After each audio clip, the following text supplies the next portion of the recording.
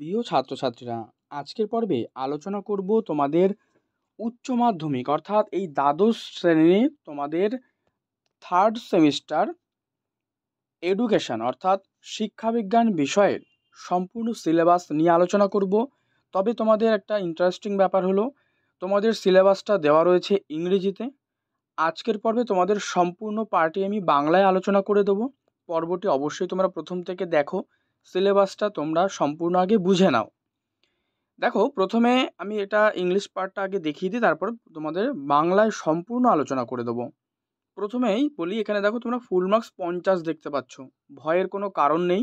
এখানে দেখো লেখাই রয়েছে theory 40 marks and internal assessment 10 marks, অর্থাৎ তোমাদের 40 নম্বরেরই কিন্তু পরীক্ষা হবে।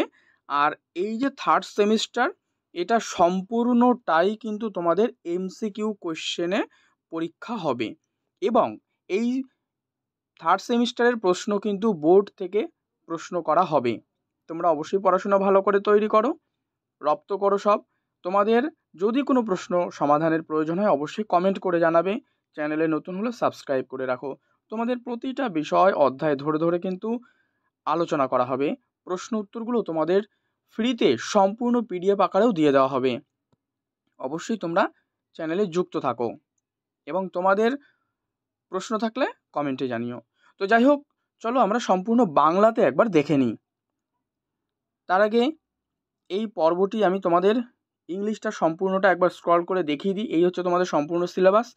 তোমরা যারা চাইছো ইংলিশ ভার্সানটা ডাউনলোড করে নিতে, তারাও কমেন্ট করে অবশ্যই জানাবে, তোমাদেরকে সেগুলো দিয়ে দেওয়া হবে। পিডিএফ তোমরা সম্পূর্ণই কিন্তু ডাউনলোড করে নিতে পারবে। এবারে আমরা বাংলাটায় দেখে নিই। দেখো, এই হচ্ছে তোমাদের দ্বাদশ শ্রেণীর সেমিস্টার 3 এডুকেশন অর্থাৎ শিক্ষাবিজ্ঞান বিষয়ের সম্পূর্ণ সিলেবাস। তো প্রথমেই তোমাদের গ্রুপ এ, যেখানে আধুনিক ভারতের শিক্ষা, ঠিক আছে।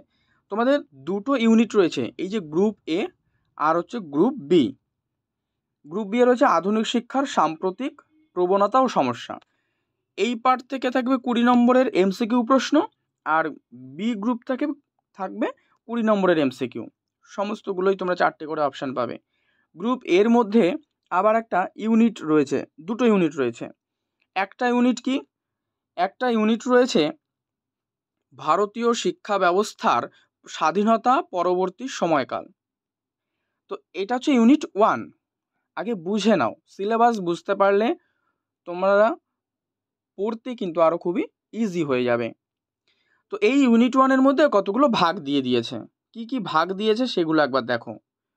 এখানে বলছে বিশ্ববিদ্যালয় শিক্ষা কমিশন 1948 থেকে 49, মাধ্যমিক শিক্ষা কমিশন, ভারতীয় শিক্ষা কমিশন এবং রয়েছে কি 1964 থেকে 66 মতামত এবং সুপারিশ।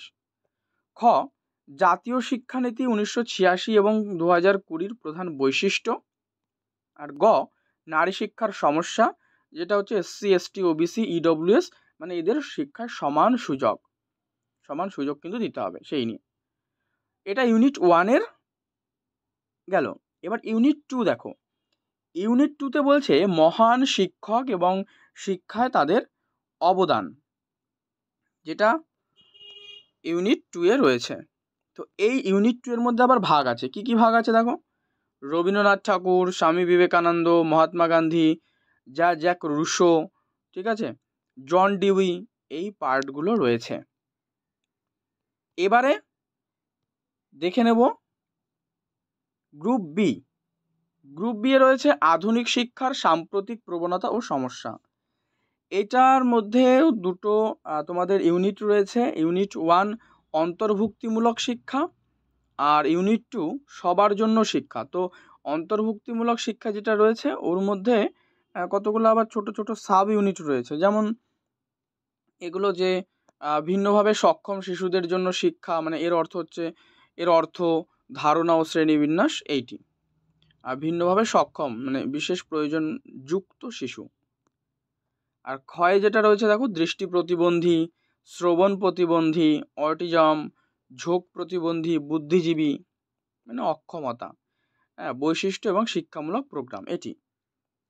আর গয়ে রয়েছে অন্তর্ভুক্তিমূলক শিক্ষার অর্থ, গুরুত্ব এবং বাধা, আনুষ্ঠানিক ও অনানুষ্ঠানিক ভূমিকা, সামাজিক অন্তর্ভুক্তি তৈরিতে সংস্থাগুলি, এটি। আর ইউনিট 2 কি?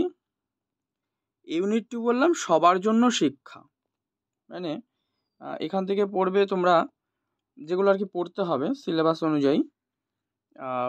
21 এই শতাব্দীর জন্য শিক্ষা, শিক্ষার জন্য গ্লোবাল ভিশন ডেলার্স কমিশন, চতুর্থ শিক্ষার যে স্তম্ভ, ফোর্থ শিক্ষা স্তম্ভ, শিক্ষার ভবিষ্যৎ বিষয়ে আন্তর্জাতিক কমিশন, এই পার্টটি। আর ক্ষয়ে রয়েছে সবার জন্য শিক্ষা, যেটা হচ্ছে ভারতে প্রাথমিক শিক্ষার সর্বজনীনীকরণ, ঠিক আছে। আর গ হচ্ছে আধুনিক শিক্ষায় ইতিবাচক মনোবিজ্ঞানের ভূমিকা। এই হচ্ছে তোমাদের ইউনিট 2 এর মধ্যে এই 3টে সাব ইউনিট রয়েছে। এই পার্টগুলো কিন্তু তোমাদের অবশ্যই পড়তে হবে। এইগুলোর যে প্রশ্ন উত্তরগুলো হবে সেগুলো আমি পরবর্তীতে আলোচনা করে দেবো, অবশ্যই সেগুলো কিন্তু তোমরা ভালো করে তৈরি করে নিও। এছাড়া এটা দেখো, তোমাদের প্রথমেই যেটা বলছিলাম যে আধুনিক ভারতের শিক্ষা, এটা তো গ্রুপ এ, আর গ্রুপ বি আধুনিক শিক্ষার সাম্প্রতিক প্রবণতা ও সমস্যা, এই দুটো থেকে কিন্তু দুটো পার্ট 20 করে আসবে তোমাদের। অবশ্যই আবারও বলি, এখান থেকে তোমাদের এমসিকিউ কিন্তু কোয়েশ্চেনগুলো পরীক্ষায় থাকবে।